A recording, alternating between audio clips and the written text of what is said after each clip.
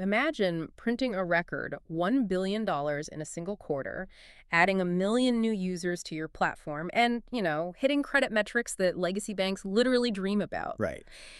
You pull off all of this in a highly volatile macro environment, and how does the market reward you? By battering your stock down to the $14 range. Exactly. That is the exact paradox we are staring down today with SoFi Technologies. Are we looking at a generational buying opportunity disguised by market inefficiency, or is this a ticking time bomb wrapped in a sleek user interface? It is basically the ultimate Rorschach test for modern investors. I mean, if Yeah. you look at the fundamental inputs, the user growth, the top line revenue, you see a hyper-growth fintech compounder. Yeah. But if you look at the balance sheet mechanics, well, you see shadows. Hmm. The bull and bear narratives on ticker symbol SSI are so aggressively detached from one another, it genuinely doesn't seem like they're analyzing the same underlying business. And our mission for this deep dive is to cut entirely through that noise.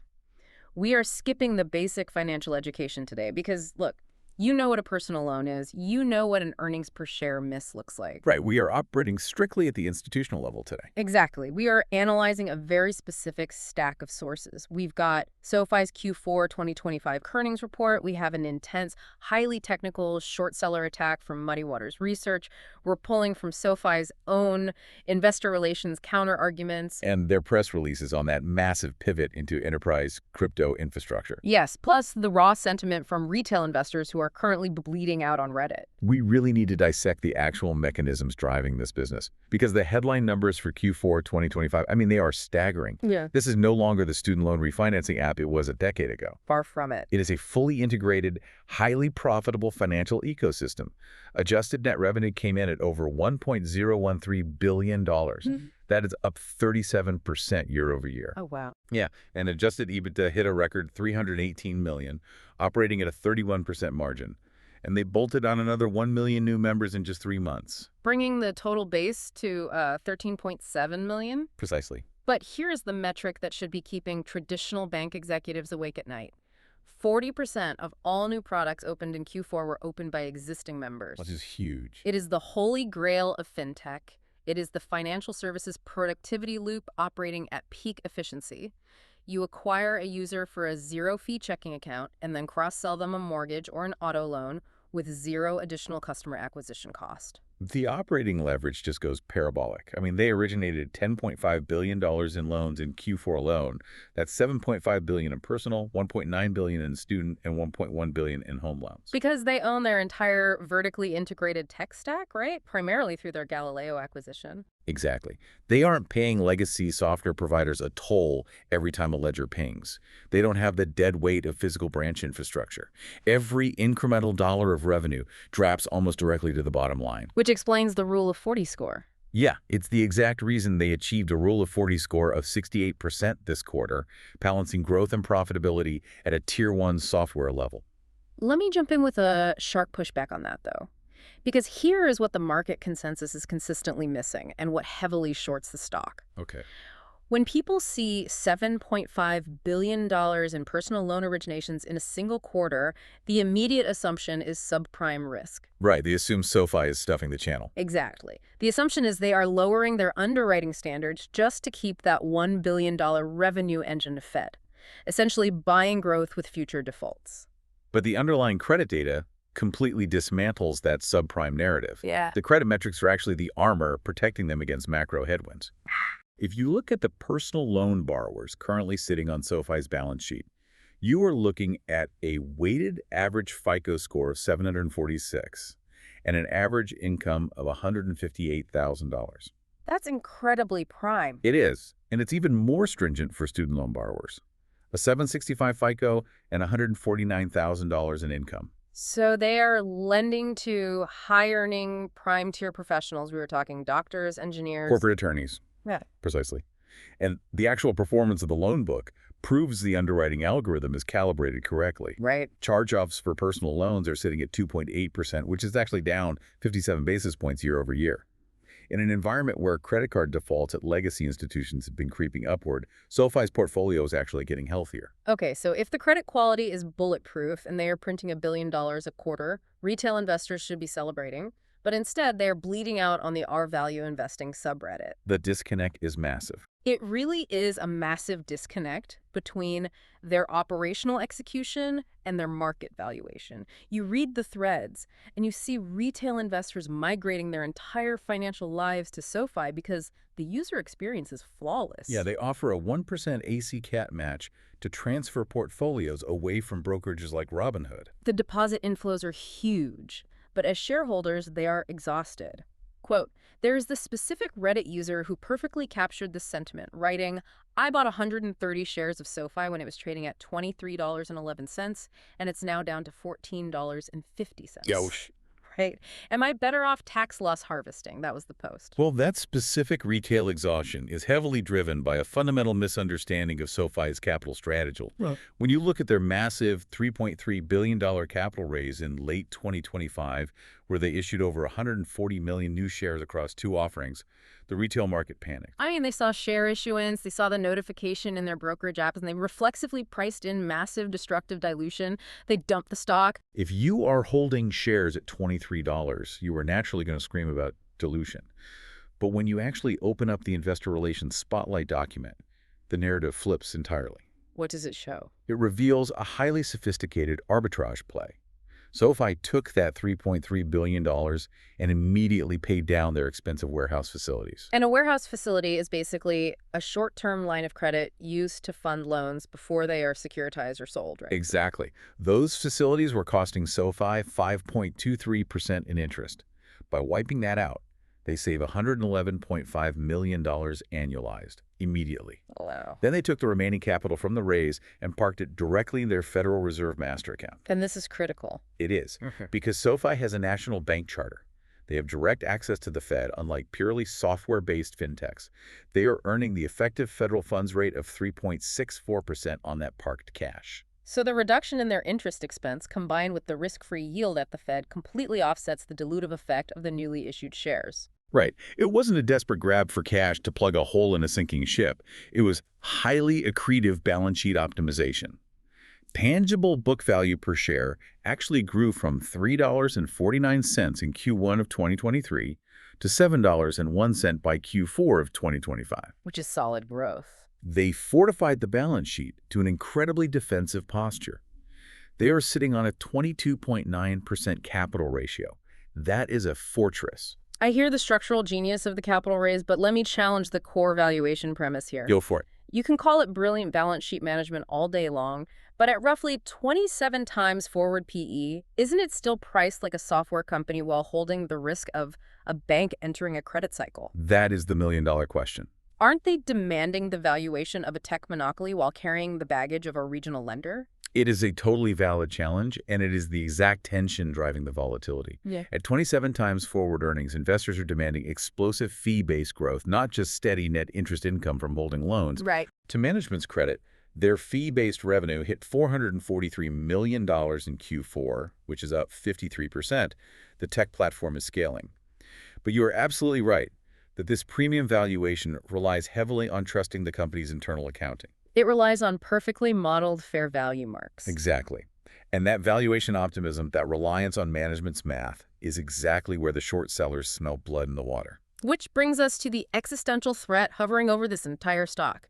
You cannot responsibly invest a single dollar into SoFi right now without deeply understanding the Muddy Waters short report. No, you can't. And we need to be explicitly clear for you listening. We are not taking sides here. We are impartially analyzing the mechanical claims presented in the report. We are just looking at the math. The stakes presented in that report are binary and catastrophic. Muddy Waters claims that SoFi's 2025 adjusted EBITDA is inflated by approximately 90%. 90%. Yeah. They sent 11 highly specific, technically dense questions to SoFi CFO, Chris Lapointe.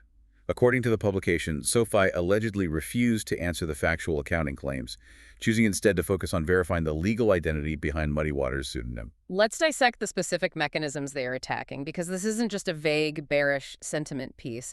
It is an accusation of aggressive financial engineering. It is. The first major mechanism is round shipping, or seller financing. Muddy Waters points to a specific $312 million loan sale to an entity called SoFi Funding PLVSI LLC. Right. They allege this sale was actually financed by JP Morgan and that the borrowing is mysteriously missing from Note 9 of SoFi's consolidated balance sheet. Muddy Waters is alleging a classic round-trip scenario. Under ASC 860 accounting rules, you have to pass what is called the effective control test to recognize a transaction as a true sale. Meaning you can't just move it around on paper. Exactly. If you finance the buyer who is purchasing your assets, you haven't actually relinquished economic control. The rules state it should be classified as a secured borrowing, keeping the risk on your balance sheet, rather than booking it as revenue from a sale. It is the equivalent of selling your car to your buddy so you can show a profit for the month, but secretly giving your buddy the cash to buy the car in the first place. That's exactly it. Is it really a sale or just a secured loan disguised as revenue? If they're manufacturing sales to hit EBITDA targets, that breaks the entire growth narrative. It does. And the second major allegation revolves around risk retention in their securitizations. Muddy Waters claims SoFi retains 100% of the horizontal first loss risk, specifically the Class R residuals. While publicly implying to the market that their risk retention is vertical. Yes. Break down the mechanics of that for us. What is the actual difference between horizontal and vertical risk in a loan portfolio? Okay, so when a company bundles thousands of loans into a securitization to sell to investors, that bundle is sliced into tranches based on risk. The senior tranches get paid first and carry the lowest yield. Right. The bottom equity tranche, or the residual, gets paid last and carries the highest yield. But it also absorbs the very first loan defaults. That was horizontal risk. You're taking the first bullet across the entire portfolio. Okay, and vertical risk? Vertical risk means taking a proportional slice of every single tranche, from the safest to the riskiest. By allegedly holding the horizontal first loss position, Muddy Waters argues SoFi hasn't offloaded the actual economic danger of the loans. They are just hiding it in complex special-purpose vehicles while claiming they operate a capital-light model. And that leads directly into the third and perhaps most aggressive allegation, the servicing asset valuation. This one is tactical but massive. When SoFi sells these loans, they retain the rights to service them, collecting the monthly payments, managing the customer service, handling the escrow. Muddy Waters alleges SoFi is booking a 6% servicing rights asset, or SRA, on these seller finance sales. The standard market rate for servicing rights is roughly 0.5%. Booking a 6% SRA fundamentally distorts the unit economics. You are aggressively capitalizing future assumptions. Think of it like a landlord signing a 10-year property management contract and then immediately claiming all 10 years of future unearned rent payments as profit on today's income statement. Exactly. Muddy Waters is essentially accusing SoFi of pulling a decade of hypothetical future revenue into the current quarter to artificially inflate their EBITDA and hit that $318 million record number. If that allegation holds true, it changes the entire identity of the loan platform business. It strips away the Fintech innovator label and exposes a heavily subsidized financing arrangement propping up the income statement. Here is the real question nobody seems to be asking in the financial media. What's that? If these are just minor accounting misunderstandings, or a cynical short seller deliberately misinterpreting standard special-purpose vehicle securitization structures, why hasn't SoFi issued a surgical line-by-line rebuttal? That's the million-dollar question. When the math is on your side, you release the math. Why the silence on the actual data? That silence is the exact leverage Muddy Waters is pressing. The outcomes here are violently asymmetric. If Muddy Waters is wrong, and this is simply fear-mongering preying on the inherent complexity of bank accounting, then SoFi is currently a massive, artificially depressed buying opportunity. But if they are right? If the core allegations are correct, the implications are terminal for the current valuation. SoFi's auditor, Deloitte, would be forced to investigate unrecorded debt. Right. That triggers a restatement of earnings, destroys management credibility overnight, and forces a massive downward repricing of the stock to align with traditional heavy balance sheet banking multiples. It is a high-wire act with no net. But while the retail market is entirely consumed by this short report and obsessing over consumer loan volumes, SoFi's executive team is quietly executing a massive structural pivot. They really are. And this is where the long-term thesis shifts dramatically. They are building a blockchain enterprise empire. They are launching an initiative branded as Big Business Banking. They are moving aggressively to position the company as the single, regulated, institutional-grade platform for both fiat and cryptocurrency operations. Everyone looks at the SoFi app on their phone and thinks of it purely as a consumer product, a place to check your credit score, buy some index funds, or refinance a graduate loan. Right, but look at what they're building at the infrastructure level. They just launched SoFi USD, which is a fully backed stablecoin operating on a public, permissionless blockchain. They launched SoFi Pay, which facilitates international remittances across more than 30 countries. And they aren't using traditional banking rails for this. They are using the Lightning Network. Exactly. What investors are missing is that SoFi is pivoting to B2B infrastructure. Think about the friction in legacy banking. If you want to move $10 million globally, you are dealing with the SWIFT network. You are navigating correspondent banks, Nostro and Vostro accounts, paying 3% in fees, and waiting up to 3 days for settlement. Legacy banking operates 9 to 5, Monday to Friday. If you are a global enterprise operating a digital asset platform, that latency is entirely unacceptable. By utilizing the Solana network and the Lightning Network, SoFi is offering 247-365 cryptographic settlement that clears in fractions of a second for fractions of a penny. It's revolutionary for enterprise. They are partnering with absolute heavyweights in the digital asset space to execute this. Cumberland, Bullish, BitGo, Fireblocks, and MasterCard. They aren't trying to issue more consumer credit cards with this pivot. They want to be the regulated plumbing, the foundational API for the entire digital asset economy. And as a nationally chartered bank with direct access to the Federal Reserve, they can offer the institutional-grade compliance and safeguards that standard crypto-native startups simply cannot legally provide. They have the war chest to execute this dominance. They are sitting on $5.4 billion in total cash. CEO Anthony Noto is actively hunting for M&A targets in technology platforms and stablecoin services. Which accelerates the shift toward fee-based capital-light revenue, right? Yes, explicitly distancing themselves from the balance sheet-heavy lending model. The roadmap is already showing results. As we discussed, fee-based revenue hit $443 million in Q4. The next earnings date is confirmed for April 29th, 2026. That print is going to be the ultimate proving ground. The institutional market is going to dissect those numbers to see if this enterprise blockchain pivot is actually generating material top-line growth, or if it is just a sophisticated narrative distraction from the balance sheet scrutiny. We have a company delivering flawless $1 billion quarters. They possess exceptional credit metrics from prime borrowers and are executing a visionary pivot into blockchain infrastructure that could fundamentally redefine enterprise banking. But all of that operational excellence is colliding head-on with a vicious short seller report alleging deep accounting irregularities, unrecorded debt, and a retail investor base that is completely exhausted by the stock's relentless volatility. It is the ultimate collision of execution versus accounting transparency. It really is. If you remember one thing, it's this. SoFi's future isn't going to be decided by how many consumer loans they originate.